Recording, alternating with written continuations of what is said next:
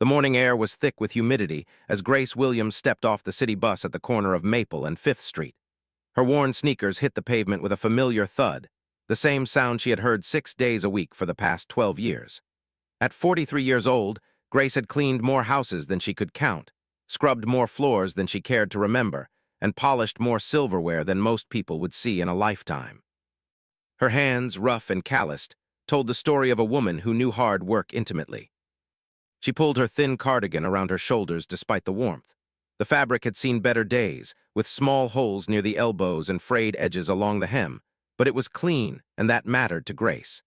Everything about her was clean and modest, from her neatly tied hair to her simple black pants and white shirt. She believed that dignity wasn't about what you wore or how much money you had, it was about how you carried yourself through the world. Grace checked her phone, an old model with a cracked screen that her daughter Destiny had given her 3 birthdays ago. She was running 15 minutes early for her first appointment at the Henderson residence. Mrs. Henderson was a kind woman who always left a fresh pot of coffee and sometimes a little extra cash in an envelope marked for emergencies. Grace never took the emergency money unless it truly was an emergency, like when Destiny needed books for school or when the electricity bill came due and her paycheck hadn't arrived yet. She decided to walk the remaining 6 blocks instead of waiting for the connecting bus. The morning walk would do her good, clear her head before another long day of bending, lifting, and making other people's homes sparkle. As she walked, she passed familiar landmarks: the corner store where Mr. always greeted her with a warm smile, the small park where homeless veterans sometimes slept on benches, the old church with the broken steeple that nobody had fixed in 20 years. Grace's mind wandered to her daughter as she walked. Destiny was 17 now, a senior in high school with dreams bigger than their small 2-bedroom apartment could contain. The girl wanted to be a doctor, and Grace believed she could do it. Destiny had the grades, the determination, and the heart. What she didn't have was money for college, but Grace was saving every penny she could spare. She worked for 3 different cleaning services and took private jobs on Sundays, her only day off from the agencies. The neighborhood began to change as Grace walked. The buildings grew taller, the cars parked along the street grew shinier, and the sidewalks grew cleaner. This was the part of town where people like her came to work but rarely lived. She didn't resent it. Everyone had their path in life, and Grace had learned long ago that comparing yourself to others only brought misery. She focused on what she could control: her attitude, her work ethic, and how she raised her daughter. As she rounded the corner onto Westbrook Avenue, something caught her eye. About 50 feet ahead, near the entrance to a small wooded area that separated the residential streets from the main highway, she saw what looked like a crumpled heap of clothing. Grace squinted, her aging eyes struggling in the early morning light. Then the heap moved just slightly, and she realized with a jolt that it was a person. Her first instinct was to look around for help, but the street was empty. It was that quiet hour between when night workers returned home and day workers ventured out. Grace's heart began to race. She had seen homeless people before, had even helped a few when she could spare $1 or a sandwich from her lunch. But something about this situation felt different. The person wasn't lying on a bench or huddled in a doorway. They were sprawled awkwardly on the ground, partially hidden by overgrown bushes, in a way that suggested something was very wrong. Grace approached cautiously, her cleaning supplies bag clutched tightly in one hand, her phone in the other. As she got closer, she could see it was a man, and he was in bad shape. His clothes, though dirty and torn, looked expensive. Dark slacks, a white dress shirt stained with blood and dirt, and leather shoes that probably cost more than Grace made in a month. His face was bruised and swollen, and there was dried blood around his temple and nose. She knelt down beside him, her knees protesting against the hard concrete. The man's eyes were closed, but she could see his chest rising and falling with shallow breaths. He was alive, but clearly hurt badly. Sir, can you hear me?" Grace's voice was gentle but firm. She had dealt with emergencies before. When you grew up in a rough neighborhood and raised a child on your own, you learned to keep calm when things went wrong. The man's eyes fluttered open, unfocused and confused. He tried to speak, but only a weak groan came out. Grace could see he was in pain, serious pain. She looked him over more carefully now, trying to assess his injuries without moving him. His legs were bent at odd angles, and when she looked closer, she noticed his pants were torn at the knees, revealing scraped and bloodied skin. "I'm going to call for help, okay? Just stay still." Grace pulled out her phone and dialed 911. Her fingers trembled slightly as she pressed the numbers. She had always been the one calling for help, never the one needing it, and the role reversal made her anxious. The dispatcher answered on the second ring. 911, what's your emergency? Yes, hello, I found a man on Westbrook Avenue near the corner of... Grace paused, looking around for a street sign. Near the corner of Westbrook and Pine. He's hurt bad. Looks like he might have been in an accident or something. He's conscious but can't really talk. He's got blood on his face and his legs look injured. The dispatcher's voice was calm and professional. Help is on the way, ma'am. Can you tell me if he's breathing normally? Grace leaned closer to the man, watching his chest. His breathing is shallow. It's like he's struggling to get air. Is there anything blocking his airway? No, I don't think so, but he's in a lot of pain, I can tell. Okay, help should be there in about 7 minutes. Can you stay with him until they arrive? Grace looked at her phone. She was now officially late for Mrs. Henderson's house, but there was no question in her mind about what she had to do. Yes, I'll stay with him. Thank you, ma'am. What's your name? Grace Williams. Thank you, Grace. You're doing great. Just keep him calm and still. Don't try to move him. Grace ended the call and looked back at the injured man. His eyes had closed again, and for a terrifying moment she thought he might have stopped breathing. But then she saw his chest move, and relief washed over her. She gently placed her hand on his shoulder, a small gesture of comfort. Help is coming, she said softly. You're going to be okay, just hold on. The man's eyes opened again, and this time they seemed to focus on her face. His lips moved, trying to form words. Grace leaned closer, straining to hear. Can't feel, he whispered, his voice barely audible. Legs can't feel. Grace's heart sank. Those words carried a weight of terror. She had heard stories about spinal injuries, about people who lost the ability to walk after accidents. She didn't know much about medicine, but she knew enough to understand that not being able to feel your legs was a very bad sign. Try not to worry, Grace said, though she felt her own worry growing. The ambulance is coming. They'll know what to do. Just try to stay calm and breathe. She looked around again, hoping to see someone else who could help, but the street remained empty. It was just her and this mysterious injured man in the early morning stillness. Grace pulled her cardigan off and gently placed it over the man's chest, trying to keep him warm. She had read somewhere that shock could set in after trauma, and keeping someone warm was important. The man's eyes remained open now, locked on Grace's face. She could see confusion there and pain, but also something else. Fear. This man, whoever he was terrified.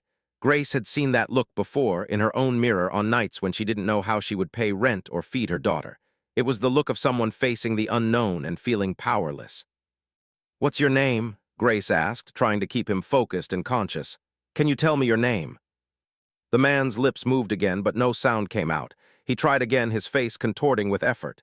James, he finally managed. My name, James. Okay, James, that's good. I'm Grace. You're going to be fine, James. Help is almost here. Grace heard the distant wail of sirens and felt a wave of relief. She had done what she could, and now the professionals would take over. She kept talking to James, filling the silence with reassuring words, though she wasn't sure if he could really understand her anymore. His eyes had taken on a glazed quality, and she worried he might be going into shock. The ambulance turned onto Westbrook Avenue, its lights flashing red and white against the morning sky. Behind it came a police car. Grace stood up as they approached, waving her arms to make sure they saw her. The ambulance pulled up to the curb, and 2 paramedics jumped out with practiced efficiency. Over here, Grace called, though they had already spotted her and James.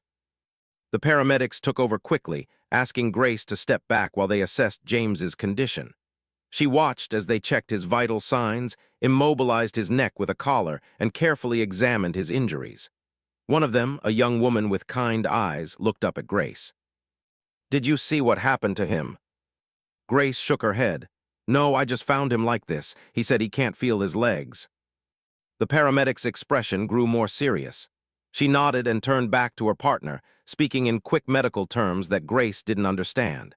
They worked together to carefully transfer James onto a stretcher, taking great care to keep his spine straight and stable. A police officer approached Grace as the paramedics loaded James into the ambulance. He was older, with gray hair and tired eyes that had probably seen too much over the years. Ma'am, I need to ask you a few questions. You're the one who found him. Yes, sir, about 20 minutes ago. I was walking to work and saw him lying there." The officer pulled out a small notepad. "Can you tell me exactly what you saw? Did you notice anyone else around? Any vehicles leaving the scene?" Grace recounted everything she could remember, which wasn't much. She had seen James lying there, checked on him, and called for help. She hadn't seen any other people or cars. The officer wrote it all down, occasionally asking for clarification. "Did he say anything to you about what happened?" "He could barely talk. He told me his name was James and that he couldn't feel his legs, that's all." The officer nodded, making more notes. "And you didn't recognize him? You've never seen him before?" Grace looked over at the ambulance where the paramedics were preparing to leave. "No, sir. I've never seen him before in my life. I was just trying to help." "You did the right thing, ma'am. He's lucky you came along when you did." The officer handed her a card. "If you remember anything else, give us a call. We'll need to investigate what happened here." Grace took the card and watched as the ambulance pulled away, sirens wailing. She felt drained, as if she had just run a marathon. The adrenaline that had kept her focused and calm was beginning to fade, leaving behind a shaky exhaustion. She looked at her phone again. She was now 45 minutes late for Mrs. Henderson's house. With trembling fingers, she dialed Mrs. Henderson's number. "Mrs. Henderson, this is Grace. I'm so sorry I'm late. I found an injured man on the street and had to wait for the ambulance. I'm on my way now. I'll be there in about 15 minutes. Mrs. Henderson's voice was full of concern. "Oh my goodness, Grace, is the man all right? Are you all right?" "I think so. The paramedics took him to the hospital. I'm fine, just a little shaken up." "Don't you worry about being late, dear. Take your time. And Grace, you're a good person for stopping to help. Not everyone would have done that." Grace felt tears prick at her eyes. She was tired, stressed about money, worried about the man named James, and Mrs. Henderson's kindness was almost too much. "Thank you, Mrs. Henderson. I'll be there soon." She hung up and started walking again, her legs feeling heavier than before. As she walked, she couldn't stop thinking about James. Who was he? What had happened to him? Would he be okay? And why had he been lying there alone, dressed in expensive clothes with no wallet or phone visible? Grace didn't know it then, as she made her way to Mrs. Henderson's house with her cleaning supplies and worn-out shoes, but finding James that morning would change her life in ways she couldn't imagine. She had simply done what felt right, what her mother had taught her to do. Help those in need when you can, because you never know when you might need help yourself. The rest of the day passed in a blur. Grace cleaned Mrs. Henderson's house with her usual thoroughness, but her mind kept drifting back to that morning. She wondered if James had made it to the hospital okay, if the doctors could help him walk again, if anyone had come looking for him. Between houses, during her brief lunch break, she even considered calling the hospital to check on him. But she didn't know his last name, and besides, they probably wouldn't tell her anything anyway. She was just the stranger who had found him. By the time Grace finished her last job of the day, the sun was setting. Her body ached from hours of scrubbing and lifting, her hands were raw from cleaning chemicals, and her feet throbbed in her old sneakers. She caught the bus home, staring out the window at the city passing by, thinking about the strange morning she had experienced. When she finally walked through the door of her apartment, Destiny was at the small kitchen table doing homework. The girl looked up with a smile that lit up her beautiful face. "Hey, Mama, long day." Grace set down her bag and kicked off her shoes. "You could say that, baby. You could definitely say that." "Did something happen?" Destiny's sharp eyes caught the weariness in her mother's face. Grace sat down across from her daughter and told her about finding James, about the ambulance and the police. Destiny listened with wide eyes, occasionally interrupting with questions. "Wow, Mama, that's crazy. Do you think he'll be okay?" "I don't know, sweetheart. I hope so. I've been praying for him all day." Destiny reached across the table and squeezed her mother's hand. "You did a good thing, Mama. You always do the right thing." Grace smiled, feeling the warmth of her daughter's love wash over her tired soul. "I just did what anyone should do, nothing special." But it was special, though Grace didn't know it yet. In a hospital across town, James was being examined by the best trauma doctors in the city. They were discovering that he had suffered severe injuries to his spine, that he might never walk again, that his life as he knew it was over. And they were also discovering something else, something that would soon make headlines and send shock waves through the city. The man Grace had found, the man she had comforted and waited with until help arrived, wasn't just anyone.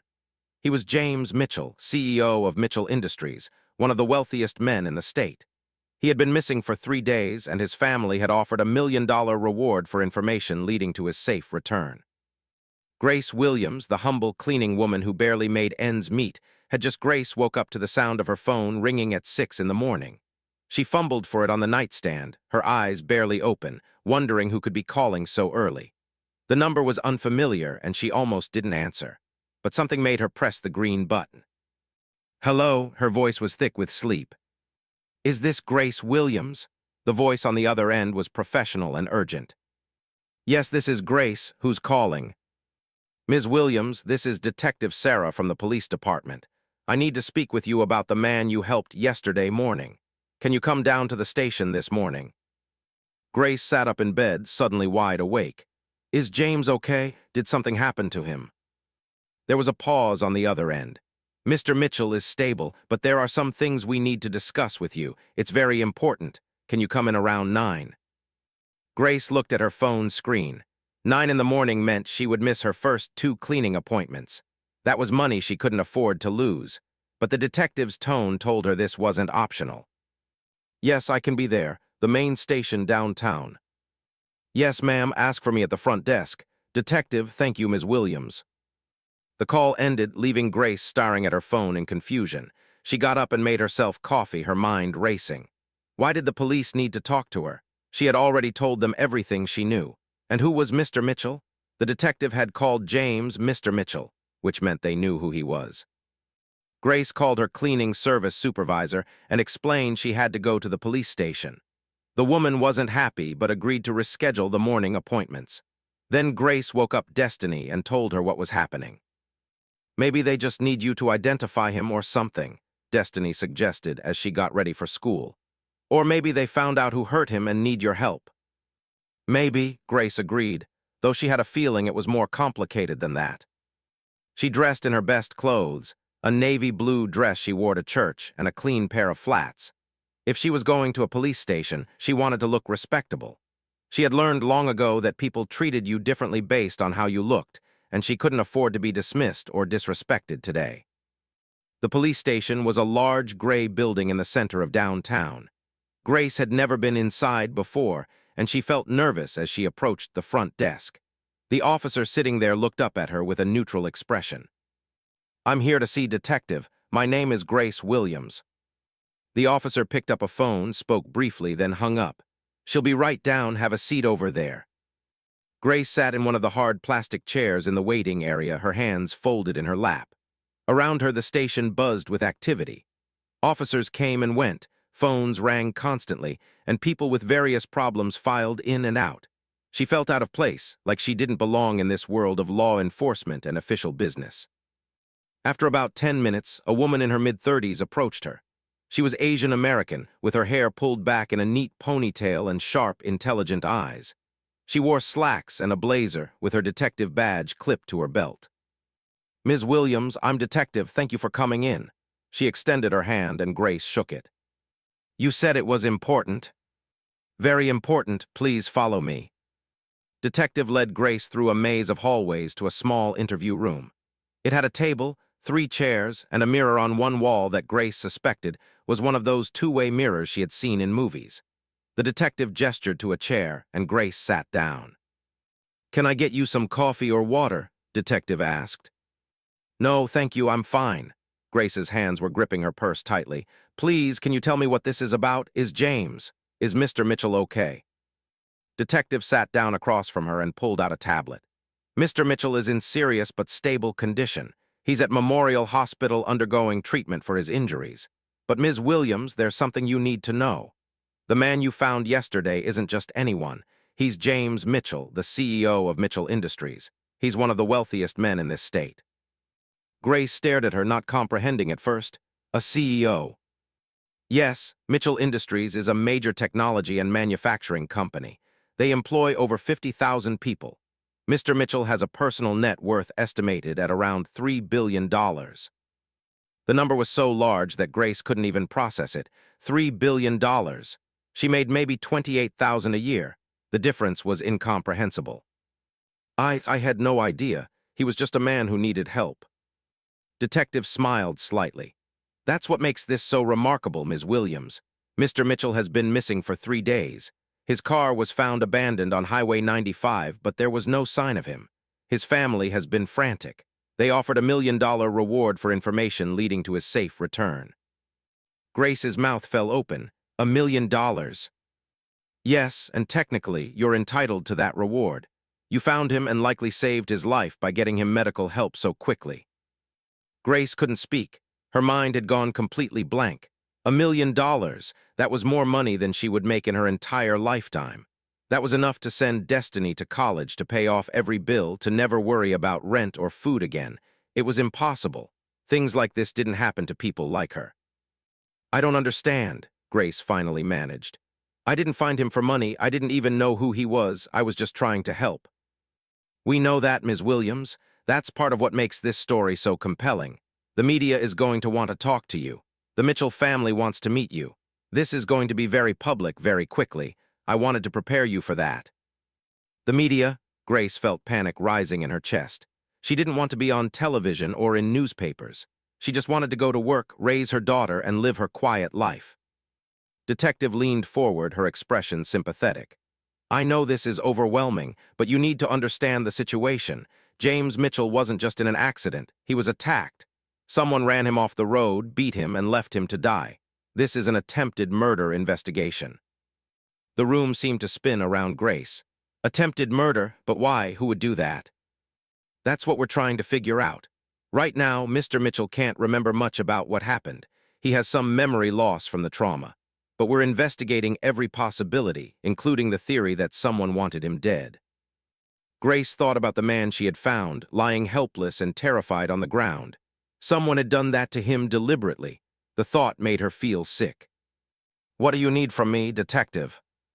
I need you to go over everything again, in as much detail as you can remember. Every word he said, every detail you noticed. Something you saw might be important to our investigation. For the next hour, Grace recounted the morning she found James Mitchell. Detective asked countless questions, some of them multiple times, probing for any detail Grace might have forgotten. Did she see any tire tracks, any footprints, any cars driving away? Did James say anything about who hurt him? Did he seem afraid of anything in particular?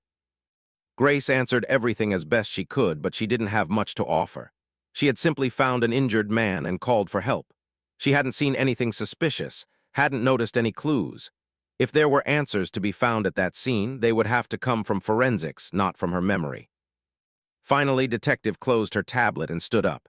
Thank you, Ms. Williams. You've been very helpful. Now there's someone who wants to meet you. Before Grace could ask who, the door opened and a woman walked in. She was in her late 50s, elegantly dressed in an expensive pantsuit with perfectly styled hair and subtle makeup. But her eyes were red and tired, the eyes of someone who had been crying and not sleeping.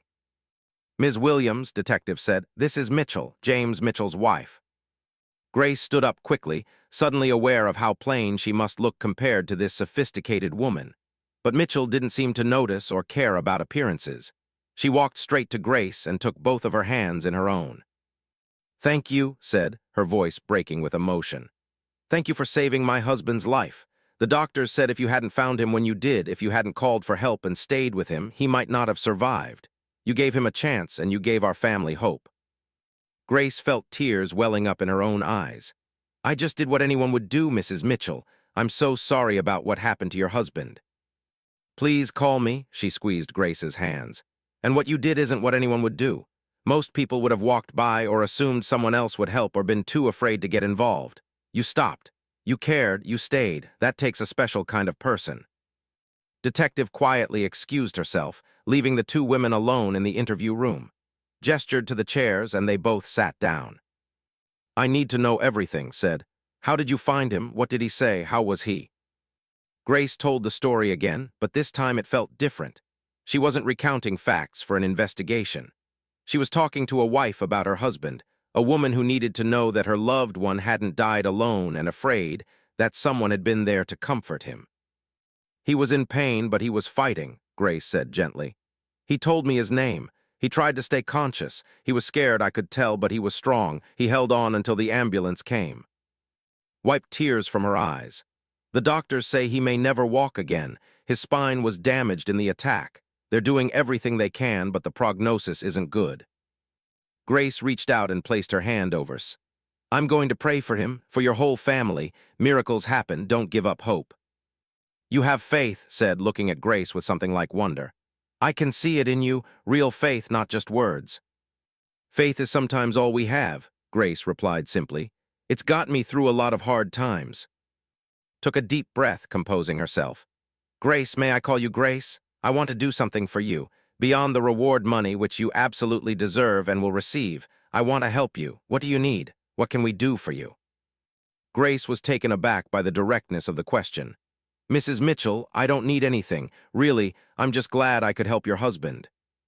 Please don't say that. Everyone needs something. Do you have family, children?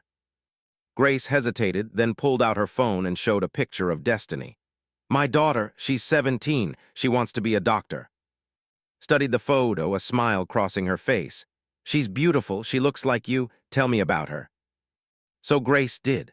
She talked about Destiny's good grades, her volunteer work at the community center, her dreams of going to medical school. She talked about how hard it was to save for college on a cleaning woman's salary, how she worked extra jobs on Sundays, how she worried constantly about being able to give her daughter the opportunities she deserved.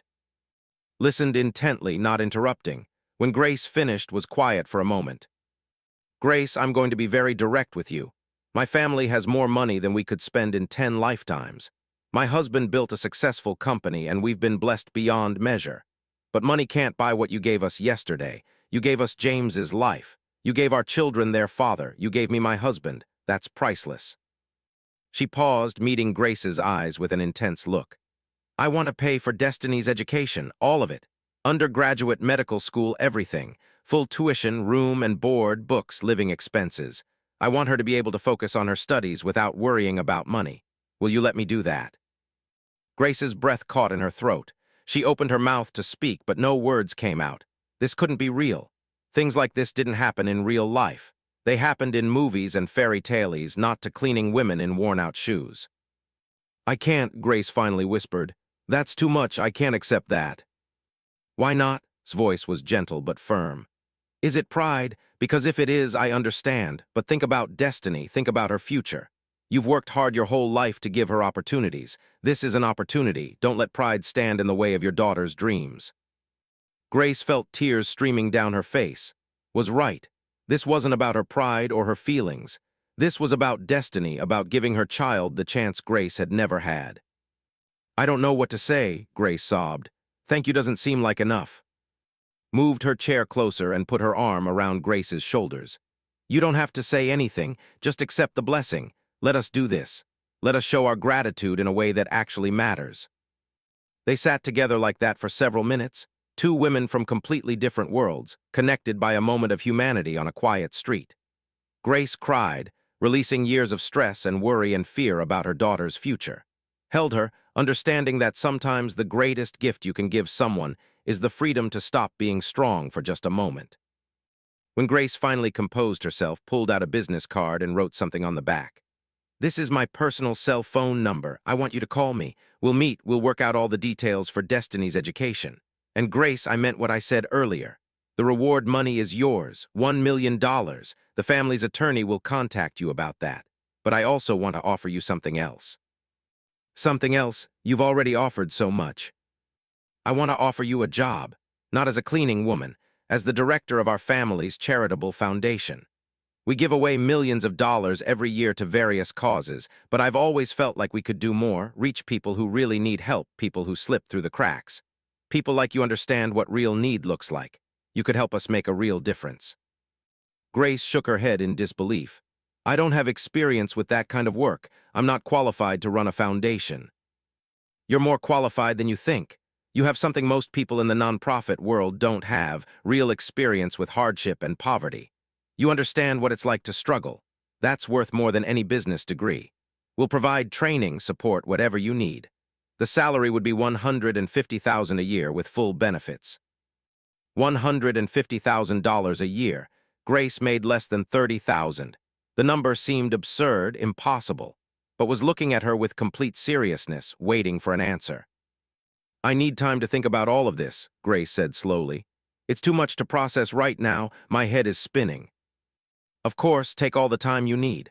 But Grace, please know this isn't charity. This is gratitude. You saved my husband's life. Nothing we could ever give you would truly repay that debt. We're not trying to buy your friendship or make you feel obligated to us. We just want to say thank you in a meaningful way. Detective knocked on the door and poked her head in. Mrs. Mitchell, I'm sorry to interrupt, but the media has gotten wind that Ms. Williams is here. They're gathering outside. We need to figure out how to handle this. Stood up, her expression shifting from emotional to businesslike in an instant. This was a woman who knew how to handle pressure, Grace realized. Grace, you don't have to talk to reporters if you don't want to, but I think your story needs to be told. I think people need to hear about what you did. It might inspire others to stop and help instead of walking by. But it's your choice. I'll support whatever you decide. Grace thought about Destiny, about the kids in their neighborhood who saw violence and poverty every day. Maybe hearing about someone like Grace doing something good would give them hope. Maybe it would show them that ordinary people could make a difference. I'll talk to them, Grace said. But I don't want this to be about me getting a reward or a job. I want it to be about doing the right thing, about helping people when they need help. Smiled, you're remarkable, Grace Williams. You really are. Come on, let's go face the cameras together. As they walked toward the front of the police station, Grace could hear the noise of the crowd. The cameras started flashing the moment Grace stepped outside. She had never experienced anything like it. Dozens of reporters pressed forward, microphones thrust in her direction, everyone shouting questions at once. The noise was overwhelming. Grace felt's hand on her elbow, steadying her, and she was grateful for the support. Detective stepped forward first, raising her hands for quiet. It took almost a minute for the crowd to settle down enough for her to speak. I'll make a brief statement, and then Ms. Williams and Mrs. Mitchell will answer a few questions. Please be respectful and orderly. The detective explained the basic facts. Grace Williams had found James Mitchell on Westbrook Avenue 2 days ago. She had called for help and stayed with him until paramedics arrived. Her quick action had likely saved his life. The investigation into the attack was ongoing. That was all she could say about the case at this time. Then stepped forward. She spoke about her family's gratitude, about the reward, about how Grace's act of kindness had given them hope in their darkest hour. Her voice was strong and clear, but Grace could see the emotion underneath, barely controlled. This woman had come so close to losing her husband, and that fear hadn't fully left her yet. Finally, it was Grace's turn. She stood in front of the microphones, looking out at all those faces, all those cameras pointed at her. For a moment, her mind went blank. Then she thought about why she was doing this, about the message she wanted to send, and the words came. I didn't do anything special, Grace began, her voice quiet but steady. I saw someone who needed help and I helped them. That's what we're supposed to do for each other. It doesn't matter if someone is rich or poor, black or white, young or old. When we see someone in trouble, we should stop and help. That's what makes us human. A reporter in the front row raised her hand. Ms. Williams, you work as a cleaning woman and you've struggled financially. How does it feel to suddenly be receiving $1 million reward? Grace took a breath. She had known this question would come. It feels like a blessing. I have a daughter who wants to go to college and become a doctor. This money will help make her dreams come true. But I want to be clear about something. I didn't help Mr. Mitchell because I knew there was a reward. I didn't even know who he was. I helped him because it was the right thing to do. If I had walked by and done nothing, I couldn't have lived with myself. The money is wonderful, and I'm grateful for it, but that's not why I stopped. Another reporter called out, What went through your mind when you found him? Honestly, I was scared. He was hurt badly, and I didn't know if he would survive. I just wanted to keep him calm until help arrived. I talked to him, told him he was going to be okay, tried to make sure he knew he wasn't alone. That's what anyone would want if they were in that situation. Did he say anything to you about who attacked him? A male reporter asked. Detective stepped forward. We're not discussing details of the investigation at this time. Ms. Williams has already provided her statement to the police. The questions continued for another 10 minutes. Grace answered them as honestly as she could, always steering back to her main message. Help people when you can. Don't walk by. Be the person you would want someone else to be if you were the one in trouble. It wasn't complicated, but it seemed like people needed to hear it. Eventually stepped forward and announced that they needed to end the press conference. Grace was exhausted, drained by the attention and the cameras and the constant questions. As they went back inside, she leaned against the wall and closed her eyes. "You did great," said warmly. "You said exactly the right things." "I just told the truth," Grace replied. "That's what made it perfect. Come on, let me drive you home. I want to meet Destiny." The thought of Mitchell seeing her small, run-down apartment made Grace uncomfortable. But she couldn't think of a polite way to refuse, and truthfully, part of her wanted Destiny to meet the woman who was going to change their lives. His car was waiting in the police station parking garage. It was a sleek black Mercedes with leather seats and the kind of quiet luxury that Grace had only seen in magazines. A driver held the door open for them, and Grace slid into the back seat, feeling like she was in a dream. As they drove through the city, asked about Grace's life, not in a nosy way, but with genuine interest. She wanted to know about Grace's childhood, how she had raised Destiny on her own, what her typical day was like. Grace found herself opening up, telling stories she rarely shared with anyone. She told about growing up with her grandmother after her mother died of cancer when Grace was only 8. About getting pregnant at 25 with a man who left the moment he found out about the baby. About working 3 jobs while pregnant because she was terrified of not being able to provide for her child. About the day Destiny was born and how Grace had looked at that tiny, perfect baby and promised her a better life. "I've made a lot of mistakes," Grace said quietly. "But Destiny, she's the one thing I got completely right. She's smart and kind and strong, better than I ever was at her age. Everything I do, every hour I work, every sacrifice I make, it's all for her." Was quiet for a moment, looking out the window. "You know, James and I have 3 children. They're all adults now, successful in their own ways. But I sometimes wonder if we gave them too much too easily. They've never had to struggle, never had to fight for anything. I look at what you've accomplished with so much less, and I think maybe we did our children a disservice by making everything so easy." "Your children have you and your husband," Grace said. "That's not nothing. Money helps, sure, but having parents who love you and stay together, that's worth more than people realize. Destiny has never had a father. She's missed out on that, and no amount of my love can completely fill that hole." They pulled up in front of Grace's apartment building. It was a worn brick structure in a neighborhood that had seen better days. The front steps were cracked, graffiti marked the walls, and the security door hung slightly crooked on its hinges. Grace felt a wave of shame as the driver opened her door, but didn't seem to notice or care about the building's condition. She followed Grace up the 3 flights of stairs without comment, though Grace was acutely aware of the peeling paint, the flickering hallway lights, and the smell of cooking from various apartments mixing in the stale air. Grace unlocked her apartment door, which stuck slightly as always, and called out, "Destiny, baby, I'm home, and I brought someone to meet you." Destiny emerged from her small bedroom, textbook in hand, ready to greet whoever her mother had brought home. Her eyes widened when she saw Mitchell standing in their tiny living room, looking completely out of place in her expensive clothes and designer shoes. "Destiny, this is Mrs. Mitchell. She's the wife of the man I helped yesterday." Destiny's hand flew to her mouth. "Oh my God, is he okay? Mama told me what happened." Smiled warmly. "He's alive because of your mother. Please call me. May I sit down?" Destiny quickly moved a pile of library books off the worn sofa. "Of course, I'm sorry. The place is a mess. I was studying." "Don't apologize," said, settling onto the sofa. "What are you studying?" "Biology. We're covering cellular respiration right now." Destiny sat down in the armchair, still looking slightly stunned. "Your mother tells me you want to be a doctor." Destiny glanced at Grace, then nodded.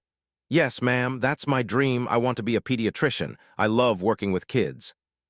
Leaned forward, her expression serious. "Destiny, your mother and I had a long talk today. She's told me about your dreams, your grades, your volunteer work. I'm very impressed with you, so I want to make you an offer." Grace watched her daughter's face as explained about the college fund, about paying for all of Destiny's education, about removing every financial barrier between the girl and her dreams. Destiny's eyes filled with tears. She looked at her mother, then back at, unable to speak. "Why," Destiny finally whispered, "why would you do this for us? We're nobody." "You're not nobody," said firmly. "Your mother saved my husband's life. But more than that, you're a brilliant young woman with the potential to help countless people as a doctor.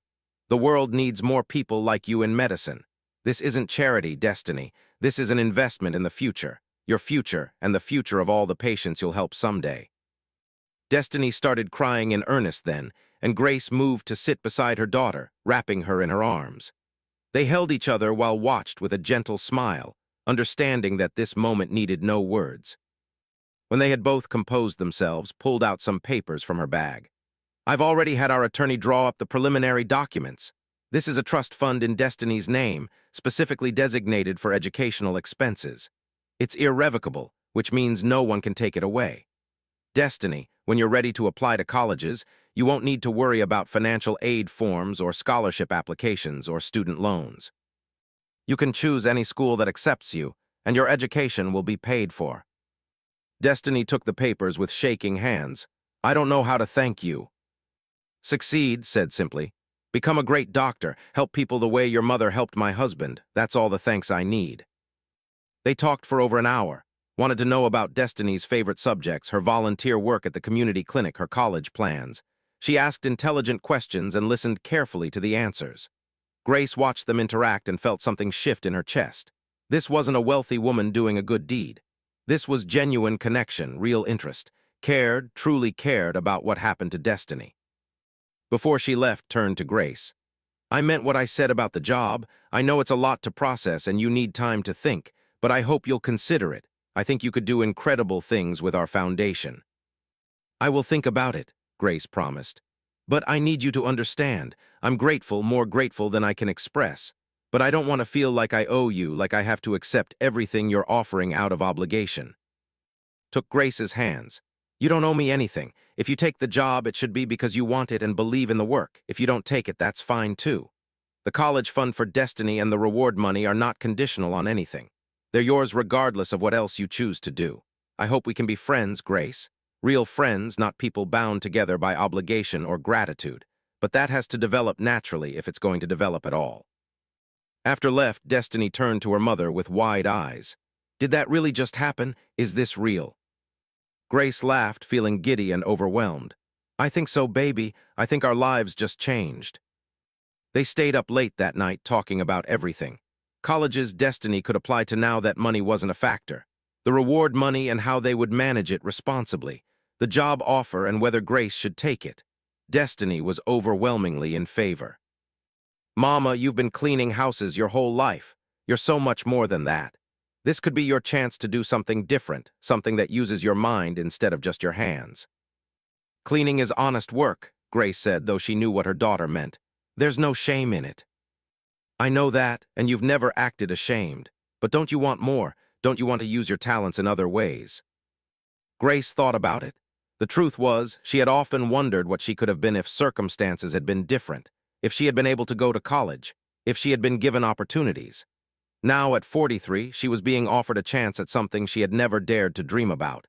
It was terrifying and exciting in equal measure. Over the next few days, Grace's life became surreal. The story of the cleaning woman who saved a billionaire had captured people's imagination.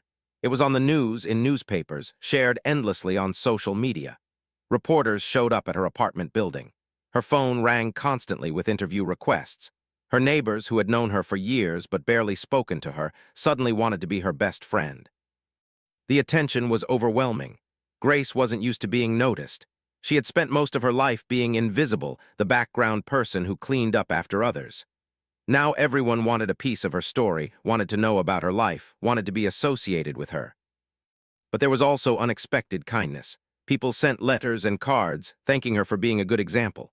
A woman from across town sent her a gift card to a grocery store with a note that said, "Thank you for reminding us to help each other." A church group donated clothes and household items. It was as if her one act of kindness had sparked something in people, made them want to be kinder themselves. Grace received the reward money through the Mitchell family's attorney. $1 million, transferred into a bank account that had never held more than a few $100s before. The attorney helped her set up a financial plan, putting most of the money in safe investments that would provide steady income. She paid off every debt she had, which wasn't much. She bought herself and Destiny some new clothes, nothing fancy, just nice things that fit well and didn't have holes. And she set aside money for emergencies, for the unexpected expenses that had always terrified her before. But mostly she tried to keep living her normal life. She still went to work, still cleaned houses, still took the bus. The money was wonderful, but it didn't change who she was or what she believed was important. Destiny still did her homework at the kitchen table. They still ate dinner together every night. They still went to church on Sundays. What did change was the worry. For the first time in years, Grace didn't lie awake at night afraid of what would happen if she got sick and couldn't work, or if the rent went up, or if Destiny needed something Grace couldn't afford. The constant low-level panic that had been her companion for so long began to fade. She could breathe easier, sleep better, smile more freely. 3 weeks after finding James Mitchell, Grace went to visit him in the hospital, had called and asked if she would come. James was recovering from surgery on his spine, and while the doctors still weren't sure if he would ever walk again, he was stable and conscious and wanted to thank Grace in person. Grace felt nervous as she walked through the hospital corridors. She had been to hospitals before, but never to the private wing where wealthy patients stayed. Everything was quieter here, cleaner, more spacious. It felt less like a hospital and more like a nice hotel. Met her outside James's room. She hugged Grace warmly like an old friend. "Thank you for coming. He's been asking about you ever since he was coherent enough to understand what happened. Go on in." Grace pushed open the door and entered the room. It was large and filled with flowers, balloons, and cards. James Mitchell lay in the hospital bed, looking thinner and older than when Grace had seen him on the street, but his eyes were clear and focused. When he saw her, his face lit up with recognition. "Grace," he said, his voice weak but warm, "come here, please." Grace approached the bed, feeling shy. "How are you feeling, Mr. Mitchell?" "Call me James, please, and I'm alive, which I wouldn't be if not for you." He gestured to a chair beside the bed. "Sit. I need to look at the woman who saved my life." Grace sat down, uncomfortable with his intense gaze. "I'm just glad you're okay. Well, getting better." James smiled slightly. "The doctors tell me I may never walk again. Someone attacked me, ran me off the road, beat me, and left me to die. They broke my spine and destroyed my legs. I should be angry, devastated. And maybe I will be once this all really sinks in. But right now, I'm just grateful to be alive. Grateful to see my wife and children again. Grateful for a second chance. And that's because of you, Grace." "Anyone would have done the same thing." "No," James said firmly. "They wouldn't have. Told me they reviewed security footage from nearby buildings. 7 people walked or drove past me before you came along. 7 people saw me lying there and kept going. Maybe they thought I was drunk or homeless. Maybe they were too busy or too scared. But they left me there. You didn't. You stopped. You helped. That makes you special." Grace didn't know what to say. She had never thought of herself as special. She was just an ordinary woman who tried to do right when she could. "Told me about what she's offered you," James continued.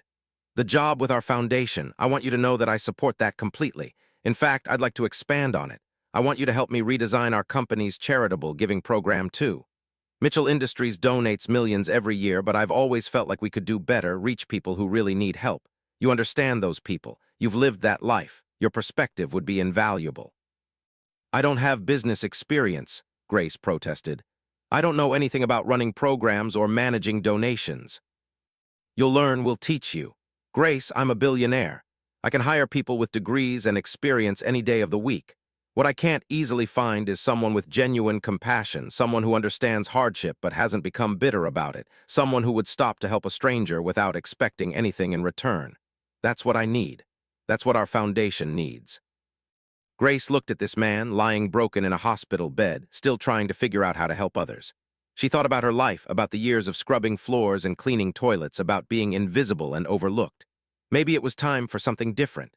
Maybe this was her chance to help more than just her own family, to make a real difference in the world. It was terrifying, but also exciting in a way she hadn't felt in years. Outside.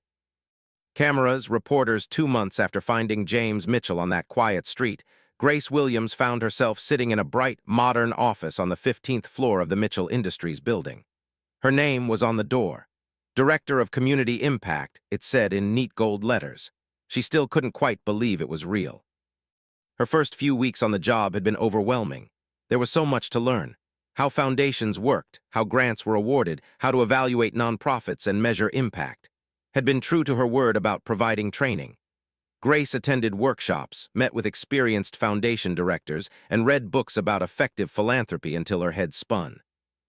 But gradually, she began to find her footing. What she lacked in formal education, she made up for in life experience and genuine passion for helping people. When grant applications came across her desk, she could read between the lines in ways her educated colleagues couldn't.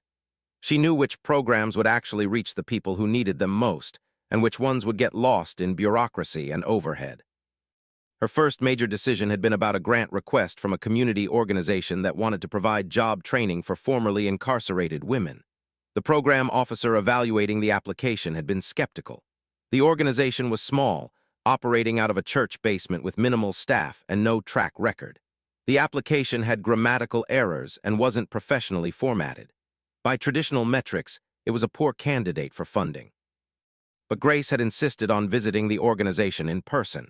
She met the director, a 60-year-old woman named Miss Beverly who had herself spent 5 years in prison before turning her life around.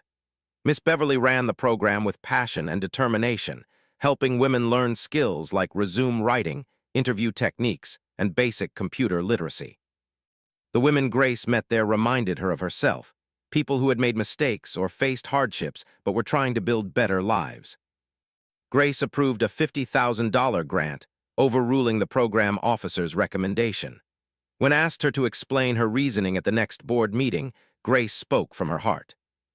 These women need someone to believe in them. They need someone to see their potential instead of just their past. Miss Beverly is giving them that chance. Yes, the application had mistakes.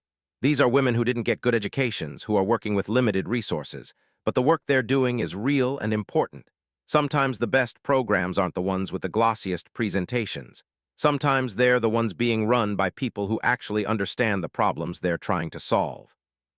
The board approved the grant, and Grace made it a policy to personally visit every organization requesting significant funding. She wanted to see the work with her own eyes, meet the people being served, understand the real impact.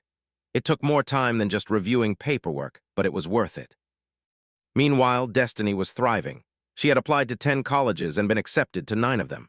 The girl had choices now, real choices, and she was taking her time deciding which school would be the best fit. Grace watched her daughter bloom with confidence and possibility and felt a deep satisfaction. Everything she had worked for, every sacrifice she had made, it had been leading to this moment. But not everything was easy.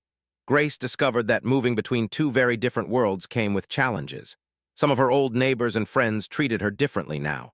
There was resentment in some cases, people who thought she was getting above herself or had forgotten where she came from. Her old cleaning service supervisor had made snide comments about Grace, abandoning her roots for easy money. Grace tried not to let it bother her, but it hurt. She hadn't changed who she was. She still went to the same church, still lived in the same apartment, still spoke to people with the same respect she always had. But some people couldn't see past the new job and the new circumstances. They saw betrayal where there was only opportunity. On the other side, some of her wealthy friends treated Grace with condescension.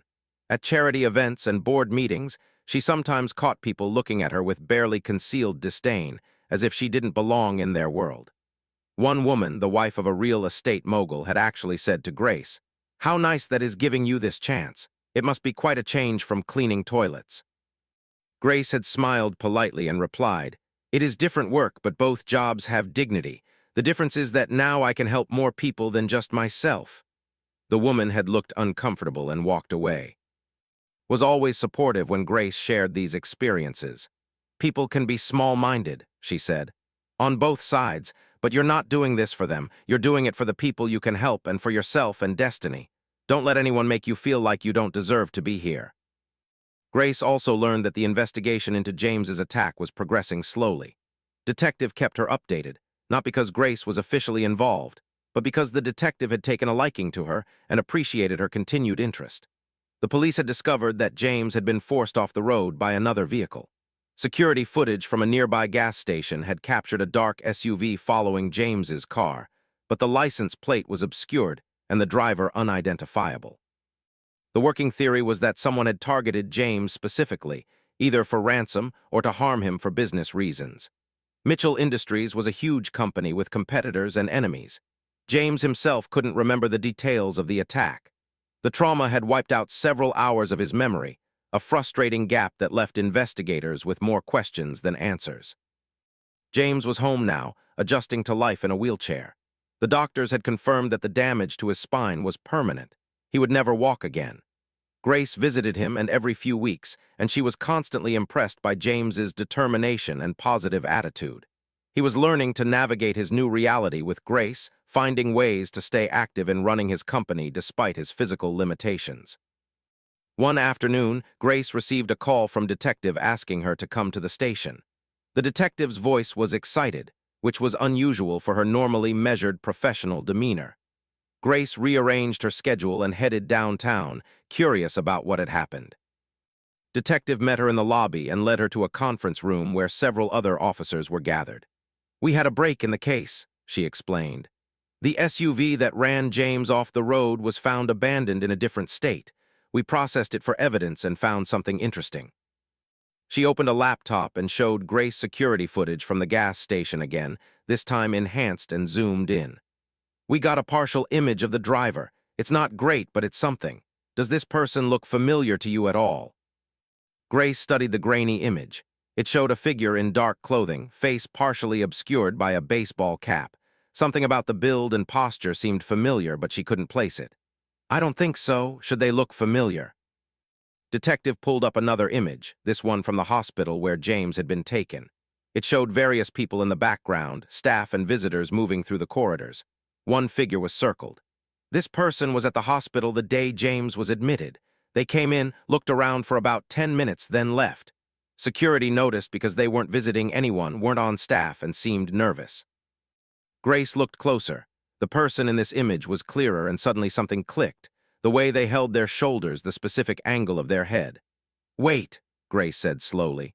"This looks like someone who walked past me that morning, before the ambulance came. I remember because they crossed the street when they saw me with James, like they didn't want to get involved." Detective leaned forward intently. "Can you describe them? Anything you remember could help." Grace closed her eyes, thinking back to that morning. So much had happened since then that the memory felt distant, but she tried to focus. "Medium height, medium build. I couldn't see their face clearly because of a hood or hat. Dark clothing. They were walking quickly, purposefully. When they saw me kneeling by James, they sort of paused for just a second, then crossed to the other side of the street and kept walking." "What direction did they come from?" "From behind me, from the direction of the highway entrance. Now that I think about it, that was odd. There aren't really any houses or businesses in that direction. If someone was out for a morning walk, they'd be coming from the residential area, not from the highway." The detective was making rapid notes. "This is helpful, Grace. Very helpful. I think this person may have been coming back to check if James was still there. When they saw you with him and realized someone had found him, they left. But they couldn't resist coming to the hospital later to see if their attack had been successful." Grace felt a chill run down her spine. "You mean I might have seen the person who hurt James?" "It's possible. We're reviewing all available security footage from that morning, trying to track this person's movements. Your description helps narrow down what we're looking for." Over the next few weeks, the investigation intensified. Grace had to meet with a police sketch artist to create a composite image based on her limited memory of the person she had seen.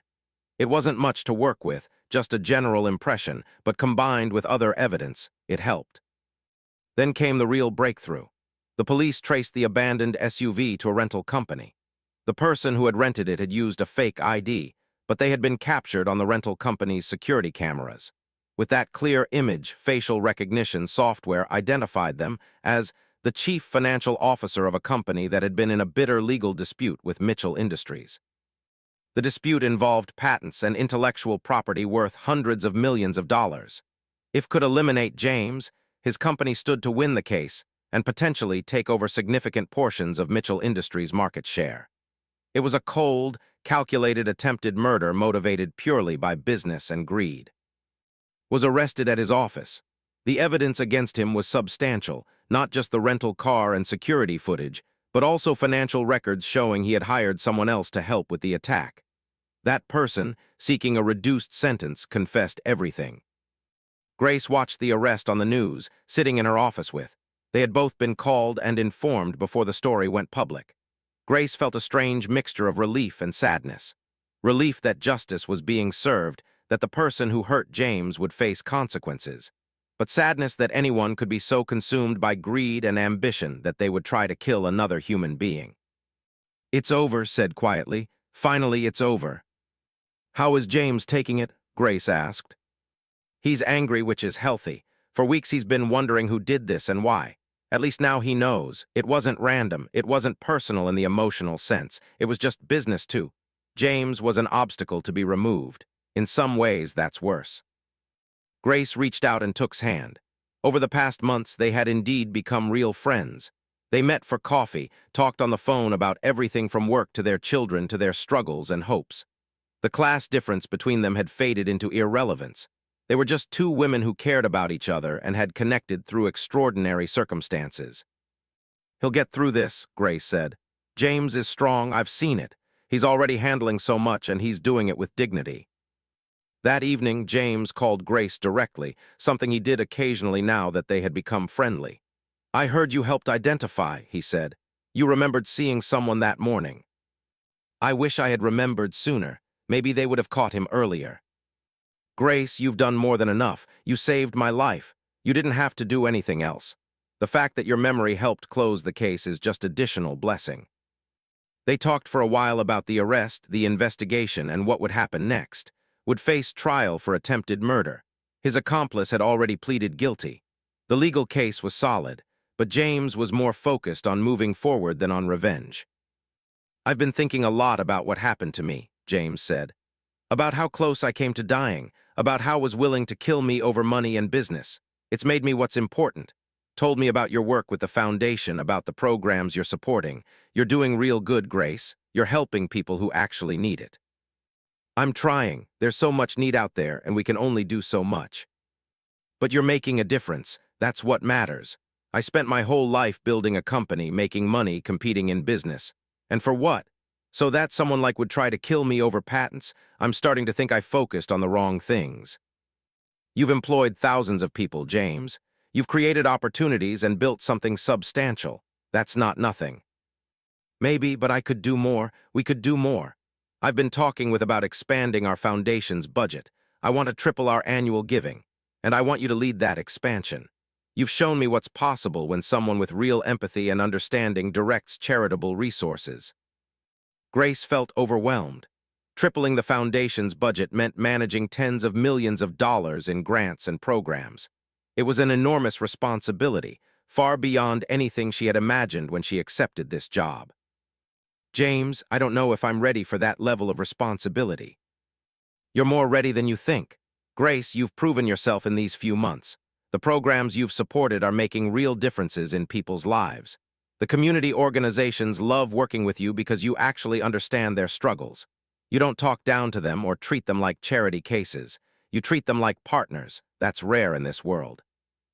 Grace thought about her life before finding James. She thought about the years of cleaning houses, the constant worry about money, the feeling of being invisible and overlooked. Now she was being asked to manage a philanthropic empire, to make decisions that would affect thousands of lives. It was terrifying and exhilarating in equal measure. "I'll do it," she said finally. "I'll do my best." "That's all anyone can ask," James replied. "Grace, I know I keep thanking you, but I want to say it again. You saved my life and you've helped give that life new meaning. You've reminded me and what really matters. That's worth more than any business deal or patent or pile of money." After the call, Grace sat quietly in her apartment, processing everything. Destiny was at a college planning meeting at school, so Grace had the place to herself. She looked around at their simple home, at the furniture that was starting to show its age, at the photos on the wall documenting Destiny's childhood. They could afford to move now. Grace had enough money from the reward and her new salary to rent a nicer apartment in a better neighborhood, but she hadn't. This place was home with all its imperfections. It was where she had raised her daughter, where they had shared meals and laughter and tears. Moving felt like abandoning something important, even if it wasn't logical. But change was coming whether she was ready for it or not. Destiny would be leaving for college in a few months. Grace's job was expanding in scope and responsibility. Her friendship with and James was deepening. Her old life and her new life were blending together in unexpected ways. Grace thought about the morning she had found James, about the choice she had made to stop and help instead of walking by. That one decision had set in motion a series of events that had transformed everything. It made her think about all the small choices people make every day, the moments when you can choose kindness or indifference, generosity or selfishness, courage or fear. She had chosen kindness that morning, not knowing what it would lead to, not expecting any reward. And that choice had changed multiple lives, not just her own. James had a second chance at life and a renewed sense of purpose. Destiny had a clear path to her dreams. Grace herself had discovered capabilities and potential she never knew she possessed. There would be more challenges ahead. Grace knew that. The trial would be difficult. Managing an expanded foundation would test her abilities. Navigating the complex social dynamics of her new world while staying true to her roots would require constant balance. And watching her daughter leave home, even for the happy reason of attending college, would be emotionally hard. But Grace felt ready, not because she had all the answers or knew exactly what she was doing, but because she had learned to trust herself.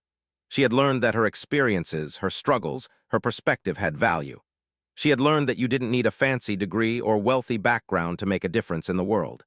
You just needed compassion, determination, and the willingness to help when help was needed.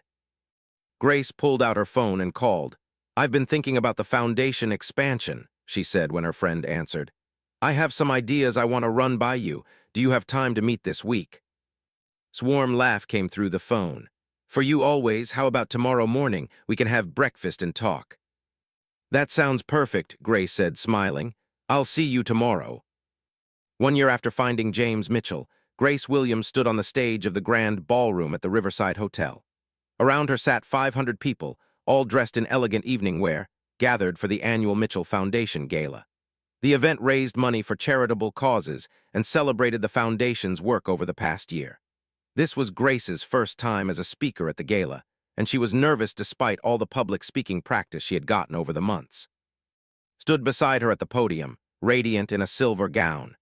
James sat in his wheelchair in the front row, looking distinguished in his tuxedo, his eyes proud as he watched the two women he credited with giving him renewed purpose. Destiny was there too, sitting with the Mitchell children, home from her first semester at Princeton University, where she was thriving as a pre-med student. Grace wore a simple but elegant navy dress that had helped her pick out. She still wasn't entirely comfortable with fancy clothes and formal events, but she had learned to navigate these situations with the same grace and dignity she brought to every part of her life. Addressed the crowd first, talking about the Foundation's expanded mission and the incredible work being done in communities across the state. Then she turned to Grace with a warm smile. A year ago, Grace Williams was a cleaning woman struggling to make ends meet and raise her daughter alone. She could have easily walked past my husband that morning, assuming someone else would help or that it wasn't her problem. But she didn't. She stopped. She helped. She stayed. And in doing so, she saved James's life and changed all of our lives in the process. Tonight, I want Grace to share with you what she's learned over this past year and the vision she has for the future of our foundation. Grace. Grace stepped to the microphone, her heart pounding.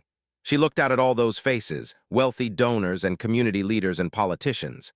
A year ago, she would have been cleaning up after an event like this, invisible in her work uniform. Now she was the featured speaker. Life was strange and wonderful sometimes. She began to speak, her voice steady despite her nerves. "Thank you. Thank you all for being here tonight.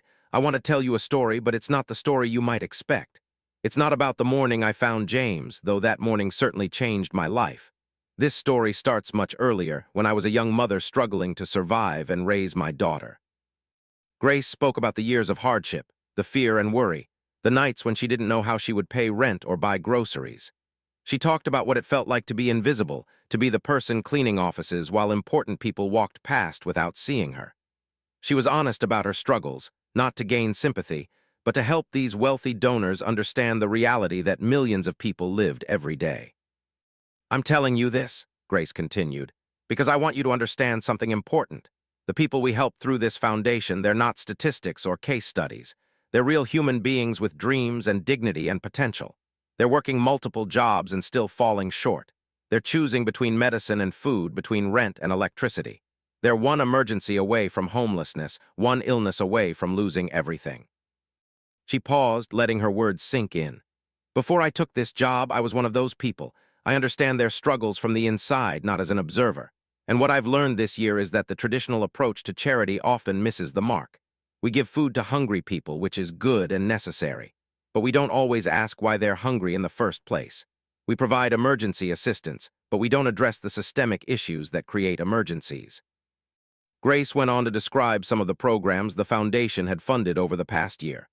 A job training program that didn't just teach skills, but also provided and transportation so parents could actually attend. A healthcare initiative that sent nurses into poor neighborhoods instead of expecting people to somehow find transportation to distant clinics. An education program that provided computers and internet access to students who were falling behind simply because they didn't have the technology their wealthier peers took for granted. These programs work, Grace said passionately, because they were designed by people who understand the problems they're solving, not by people sitting in comfortable offices making assumptions about what poor people need, but by people who have lived that reality and know the actual barriers people face. She looked directly at James and Mitchell have given me an incredible opportunity this year. They've trusted me to lead this foundation expansion to make decisions about how to spend millions of dollars. Some people questioned whether I was qualified. I don't have a college degree. I don't have a background in nonprofit management. What I have is lived experience, and I've learned that's worth more than any credential when it comes to truly helping people. Grace described her vision for the foundation's future. Increased funding for programs run by people from the communities being served. More emphasis on addressing root causes instead of just treating symptoms. Partnerships with grassroots organizations that were already doing good work but needed financial support. A commitment to listening to the people being helped, treating them as experts on their own lives rather than passive recipients of charity. We've tripled our giving this year, Grace said, her voice strong and clear. We've supported 50 new programs, we've helped thousands of families, but I want to do more. I want us to be a model for how philanthropy should work. Not wealthy people deciding what's best for poor people, but true partnerships where everyone's voice matters and everyone's dignity is respected. She concluded by returning to that morning a year ago. When I found James lying on that street, I didn't see a billionaire. I saw a human being in pain who needed help. That's how we need to approach all of our charitable work. Not seeing people as problems to solve or causes to support, but as fellow human beings deserving of respect and opportunity. If we can do that, if we can truly see each other and help each other, we can create real change. The applause was thunderous. Grace stepped back from the podium, slightly overwhelmed by the response. Hugged her tightly, whispering, "You were perfect, absolutely perfect." After the formal program, the gala continued with dinner and mingling. Grace found herself surrounded by donors wanting to talk with her, to shake her hand, to tell her how moved they were by her speech. Some wrote checks on the spot, increasing their donations to the foundation. One woman, the CEO of a major corporation, asked if Grace would speak at her company's leadership retreat about servant leadership and empathy in management. Later in the evening, Grace managed to steal a quiet moment with James. He had positioned his wheelchair near the windows overlooking the city, and Grace joined him there, grateful for a break from the crowds. "You did wonderfully tonight," James said. "I knew you would, but you exceeded even my expectations. You moved people, Grace. You made them see things differently." "I just told the truth," Grace replied. "About my life, about what I've learned, about what I think we should be doing."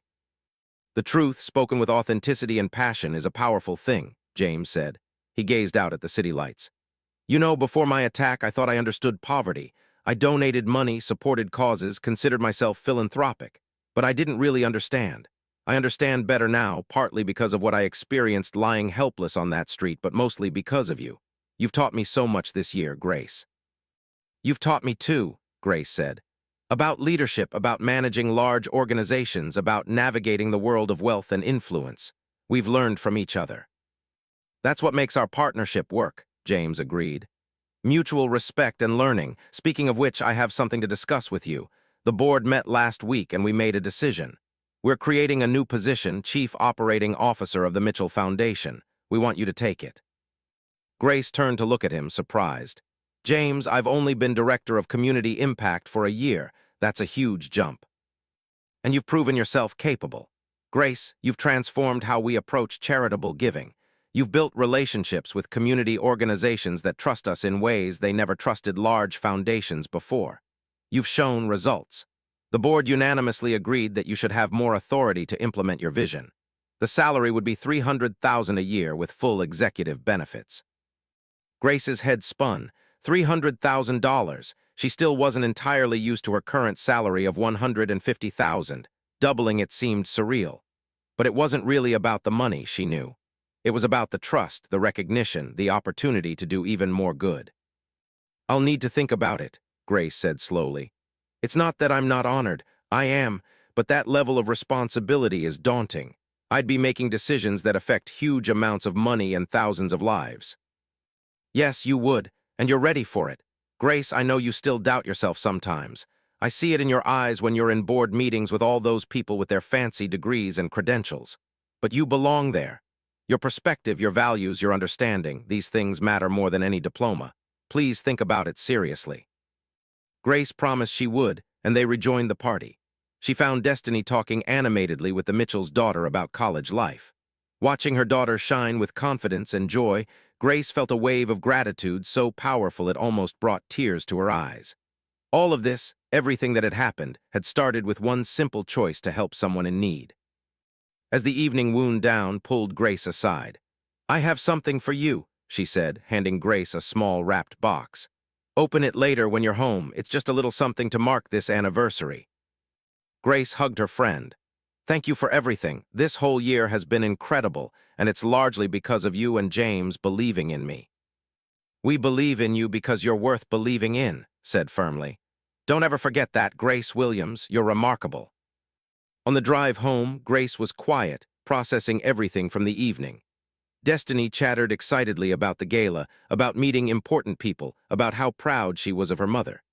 Grace listened and smiled, but her mind was elsewhere, thinking about the job offer, about the future, about how far they had come. Back at their apartment, which they still lived in despite being able to afford much better, Grace opened gift. Inside was a beautiful silver necklace with a pendant shaped like two hands clasped together.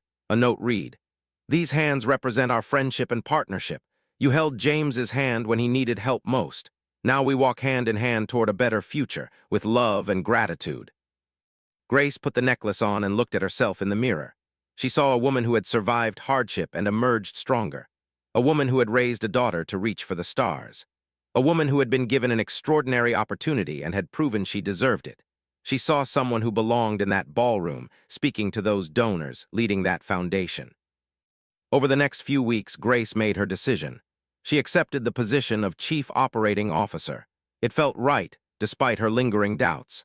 She was ready to step into this larger role, ready to expand the foundation's impact even further. The trial concluded with a guilty verdict.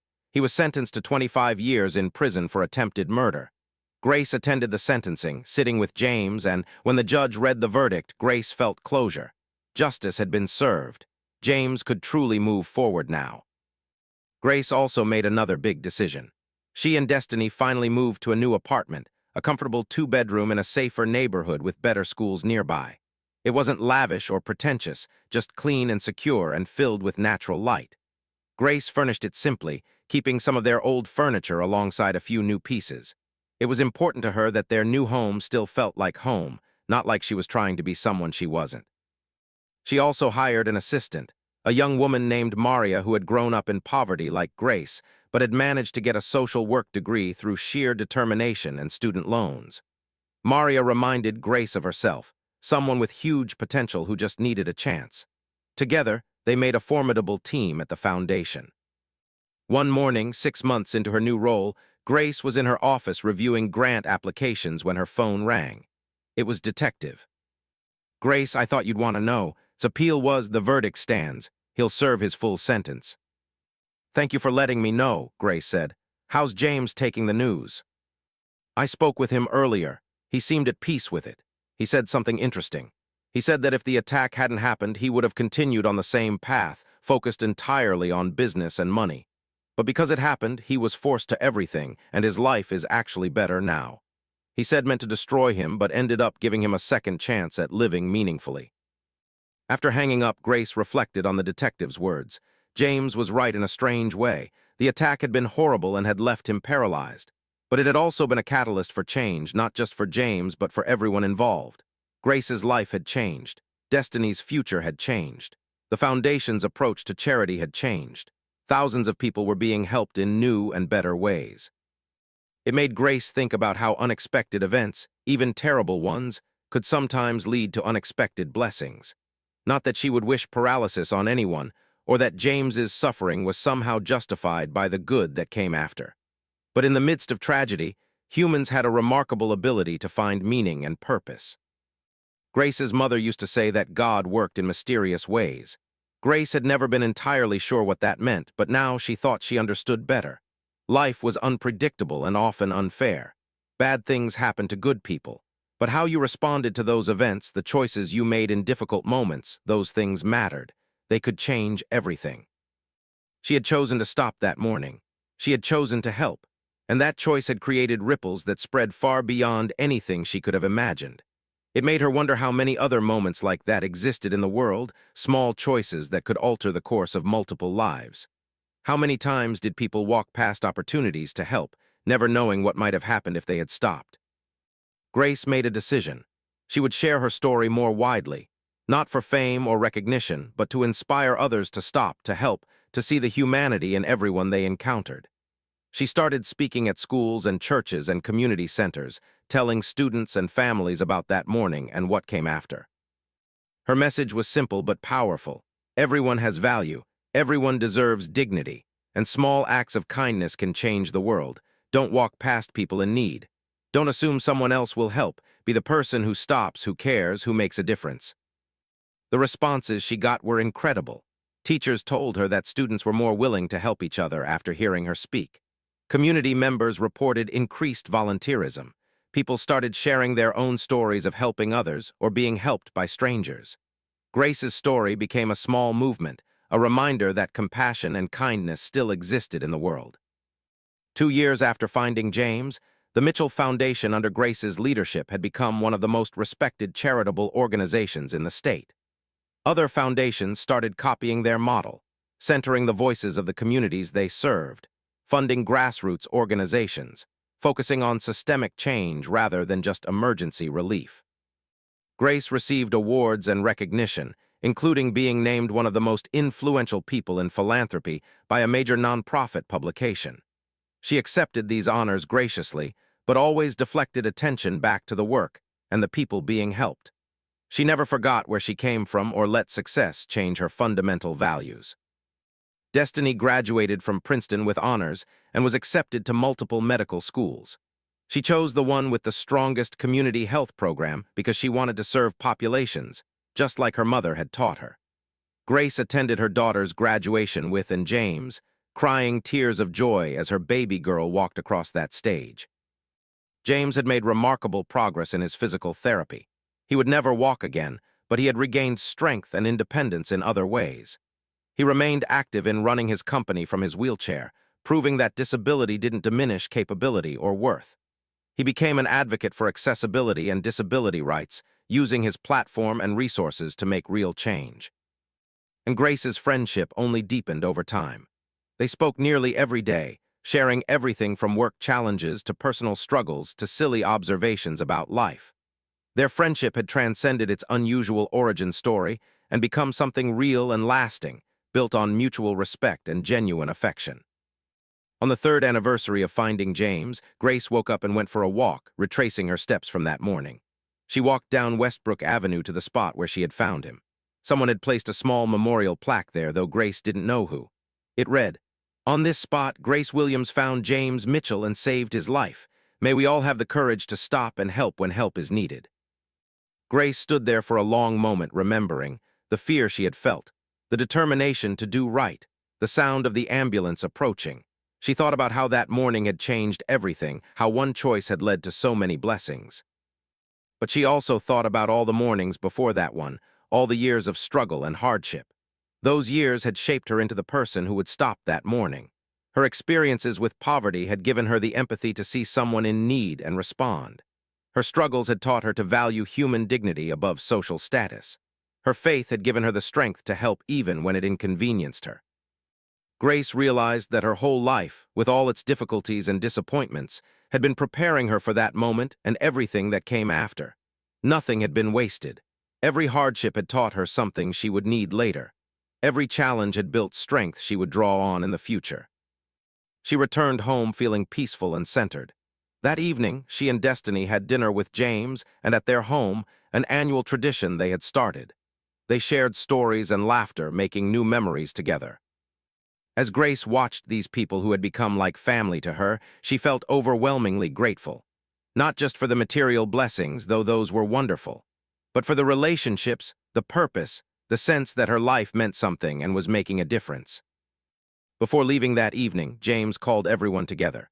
"I have an announcement," he said, his eyes twinkling.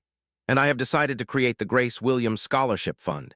It will provide full college and graduate school funding for 100 students every year, students from low-income backgrounds who demonstrate academic potential and commitment to serving their communities. Grace, we're funding this with $50 million, and we want you to oversee the selection process." Grace was speechless. 100 students every year, their futures changed, their potential unleashed. Thousands of lives transformed over time, all because of a name she had given to a program because James and wanted to honor her. "I don't know what to say," Grace finally managed. "This is incredible. Think of all the kids who will get chances they wouldn't have had otherwise." "Kids like Destiny," said. "Kids like you would have been if someone had given you this opportunity. That's the point, Grace. You've shown us what's possible when talented people are given real chances. Now we're going to give those chances to as many people as we can." Grace started to cry, not from sadness but from overwhelming joy. She hugged James, then pulled Destiny into the embrace. They stood together like that, this unlikely family formed by tragedy and kindness, united by love and purpose. As Grace drove home that night, she thought about the woman she had been 3 years ago. Tired, struggling, invisible, wondering if life would ever get better. She thought about how that woman would never have believed the life she was living now was possible. But it was possible, it was real, and it had all started with one simple choice on one ordinary morning, the choice to stop, to help, to care. That choice had saved James's life, transformed her own, secured Destiny's future, and would now change the lives of countless students for generations to come. Grace understood now that this was the real meaning of her story. Not that good things happen to good people, because that wasn't always true. Not that helping others would always lead to rewards, because sometimes it didn't. The real meaning was that kindness mattered, that seeing each other's humanity mattered, that small choices could have big impacts, that ordinary people could do extraordinary things. She had been a cleaning woman, invisible and overlooked. Now she was a leader, changing lives and inspiring others. But she was still the same person at her core, still the woman who would stop to help a stranger, still the mother who would sacrifice everything for her daughter, still the person who believed in dignity and kindness and human potential. Grace Williams had found more than a billionaire on that quiet street 3 years ago. She had found her purpose, her voice, and her place in the world. And she would spend the rest of her life honoring that gift by helping others find the same thing. The journey from invisible cleaning woman to influential philanthropic leader had been unexpected and sometimes overwhelming. But Grace had learned to trust herself, to believe in her worth, and to understand that her struggles had been preparation, not punishment. Every step of her journey, the hard parts and the beautiful parts, had led her exactly where she was meant to be. And every morning when Grace woke up in her comfortable apartment and prepared for another day of meaningful work, she said a quiet prayer of thanks. Thanks for the challenges that made her strong. Thanks for the daughter who gave her purpose. Thanks for the morning she found James. And thanks for the simple truth that had guided her whole life. When you see someone who needs help, you stop, you help, you care. Because that's what good people do, and that's all Grace Williams had ever tried to be. A good person doing her best to make the world a little bit better, one choice at a time. As she hung up, Grace felt a sense of peace settle over her. Her life had changed in ways she never could have imagined. But at her core, she was still the same person who had stopped to help a stranger on a quiet street. That person, with her compassion and strength, was exactly who she needed to be for whatever came next out in questions, the general chaos of a media circus. She took a deep breath, said a quick prayer, and stepped through the door into a life she never could have imagined. A billionaire's life. But she wouldn't know that until the next morning when everything would change.